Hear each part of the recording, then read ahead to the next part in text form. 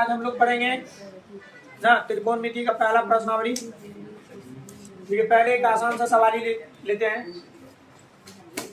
देखिए एबीसी एक आपका समकोण त्रिभुज है। एबीसी कौन सा त्रिभुज है? समकोण त्रिभुज, जिसका कौन सा कोण समकोण है? बी कोण समकोण है ना। एबी का माप दिया हुआ कितना सी है? बीसी का माप दिया हुआ है 7 से। ठीक है, और इसमें जो मान ज्ञात करना है वही साइन ए का मान ज्ञात करना है, कॉस ए का मान ज्ञात करना है, साइन सी का मान ज्ञात करना है और कॉस सी का मान ज्ञात करना है।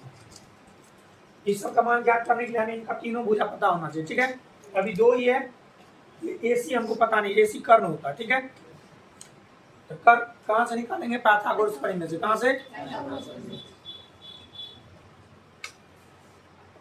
ऐसे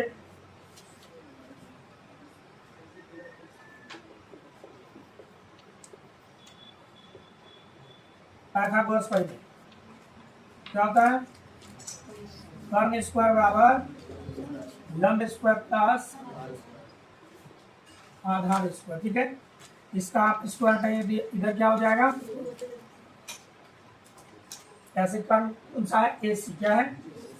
एसी बराबर हो जाएगा लंब, अभी क्या हो गया? ए बी प्लस आधार 20। इस पर क्या करेंगे? ठीक है, अब बोलिए ए बी का वैल्यू कितना है? 24 सी है ना, 24 का स्क्वायर। बीसी का वैल्यू कितना है? 24। 24 का स्क्वायर होता है 576 होता है। ठीक है, 7 का स्क्वायर, ये दोनों को आप जोड़ देंगे। ठीक है, ये हो जाएगा आपको 625। अब इसका वर्गमूल आपको आ जाएगा कितना? तो कर्ण एसी का वैल्यू कितना आ गया? ठीक है, अब पहला सवाल कह रहा है साइन ए। साइन ए, अब यहाँ पहले आपको ये देखना होगा कि साइन ए अर्थात साइन थीटा क्या होता है? साइन थीटा बराबर लंब बटे एक्स। ए का लंब, ए यहाँ है ना आपका पूंजी, इसका लंब कौन सा होगा? बीसी। कौन सा होगा? यहाँ लिखेंगे हम बीसी। कर्व तो ठीक से है, कौन सा होगा? बीसी। बीसी का वैल्यू क्या है देख लीजिए। एसी का वैल्यू क्या है? ये हो गया इसका। ठीक है, अब इसी में आपको कॉस ए भी पूछ रहा है। ठीक है, कॉस ए, तो कॉस थीटा बराबर क्या होता है? बोलिए।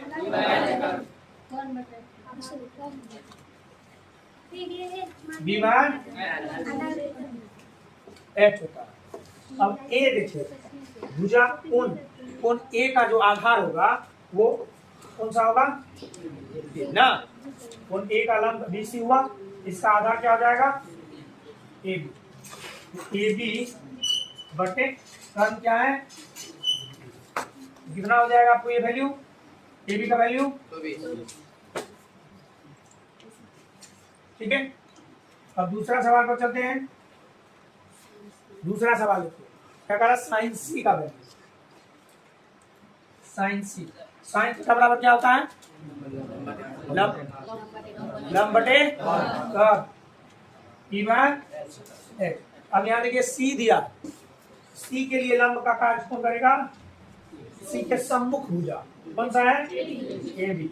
क्या हो जाएगा? ए बी बटा एक्स क्या हो जाएगा? कितना हो गया ये? 24 बटे, और क्या दिया है? cos c। cos c, cos theta बराबर क्या होता है? p bye x। c का आधार, c का आधार कौन सा हो जाएगा ना? उससे जुड़ा हुआ जो भुजा होता है संलग्न भुजा, तो कौन सी? ये तो कर्ण ही हो गया, और संलग्न दूसरा भुजा क्या है? बीसी। ये हो जाएगा बीसी बटे एसी। बीसी का वैल्यू कितना है? 7 बटे। बात समझ में आया? देखिए यहाँ साइन ए था और यहाँ साइन सी है, दोनों का लंब अलग हो गया, आधार अलग हो गया, इसलिए वैल्यू चेंज हो गया। बस समझ में आया? यहाँ साइन ए था तो ये ए के लिए, कोण ए के लिए अभी लंब का कार्य कौन कर रहा है? बीसी। लेकिन जैसे साइन सी आ गया तो कोण सी के लिए लंब का कार्य कौन करेगा? बस समझ में आ गया? चलिए इसको लिखिए। चलिए हम लोग चलते हैं दूसरा नंबर सवाल पर ना।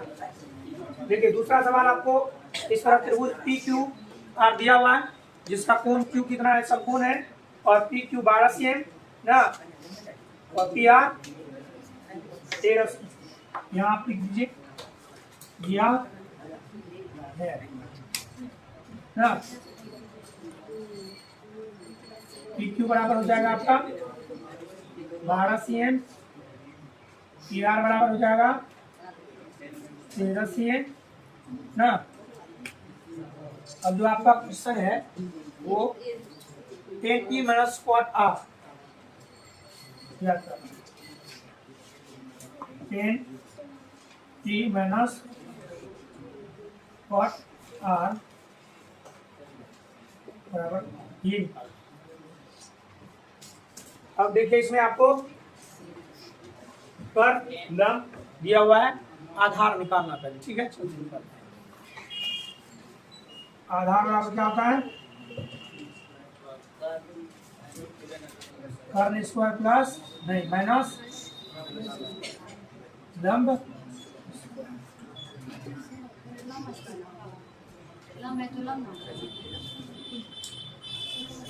यहाँ देखिए कर्ण का वैल्यू कितना है? बोलिए 13 का स्क्वायर माइनस लंब कितना है? 12 का स्क्वायर। 13 का स्क्वायर कितना हो जाता है? 12 का स्क्वायर कितना हो जाता है? दोनों को घटा लीजिए, 25 का वर्गमूल कितना आ जाएगा ना। तो आपका आधार जो है वो कितना आ गया? 5 cm। यह गया आपका। चलिए अब सवाल आपका है 10t माइनस cot। चलिए 10 थीटा क्या होता है? लंब बटे, बताइए टी का लंब कौन सा है? क्या हो जाएगा? क्यू आर बटे लंब बटे क्या होता है? Minus cot R. अब आपका आर, तो cot क्या होता है? आधार बटे लंब। आर का आधार क्या हो जाएगा?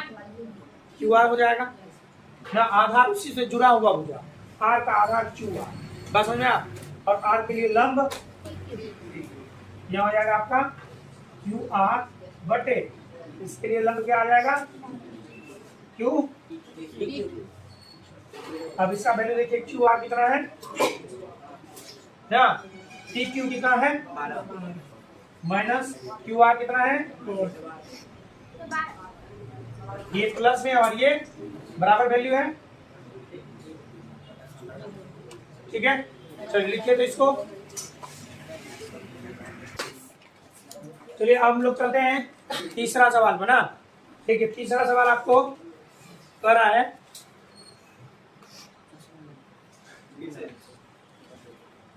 साइन। देखिए यार साइन ए का वैल्यू ना, साइन ए का वैल्यू कितना दिया हुआ है ना? 3/4 दिया हुआ।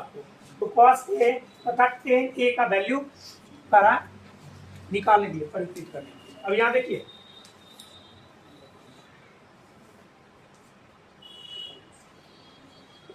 साइन ए पढ़ो 3/।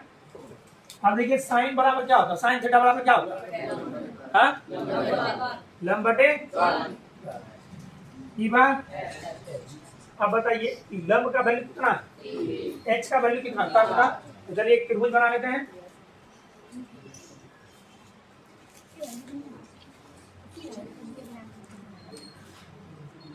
ठीक है, ये समकोण ले लीजिए। तब इसमें जो है साइन ए इसको ले लेते हैं ए बी सी ना।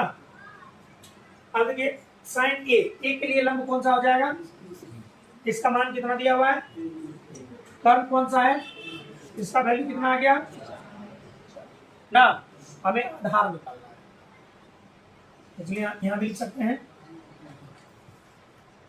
लंब बराबर 3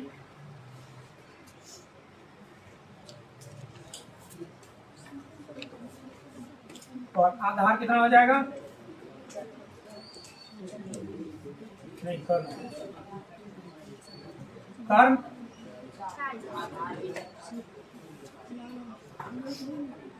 ना। अब में निकालना क्या है,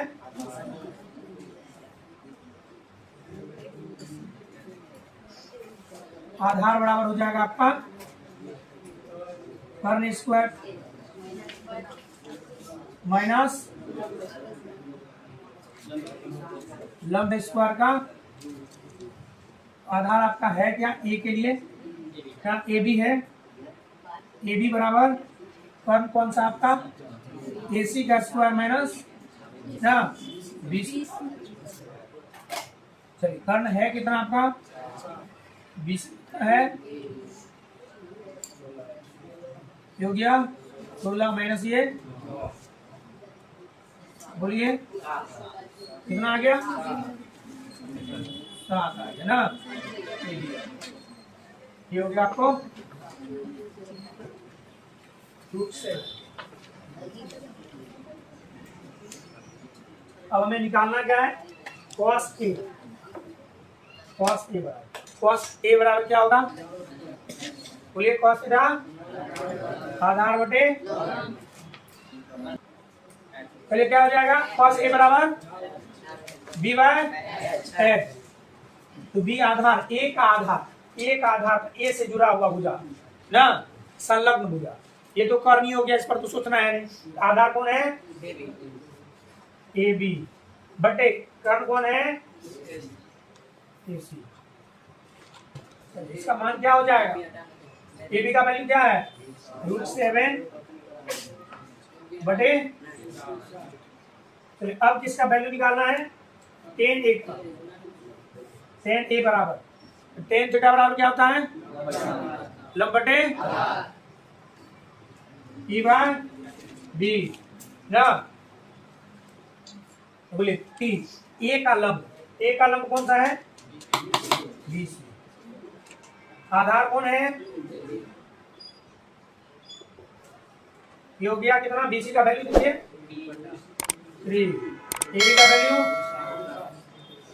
क्या समझ में आया, ये सभी आसान सवाल अभी आपको ना बच्चा समझ के झुंझुना दिया जा रहा है, इसके बाद आपको थोड़ा कठिन समस्याओं का सामना करना पड़ेगा, बात समझ में आया, चलिए लिख लिए सभी। चलिए आज का क्लास इतना ही, आगे बनाते रहे ना, मिलते हैं अगली क्लास में, तब तक हंसते रहिए, मुस्कुराते रहिए, मस्त रहिए, ठीक है।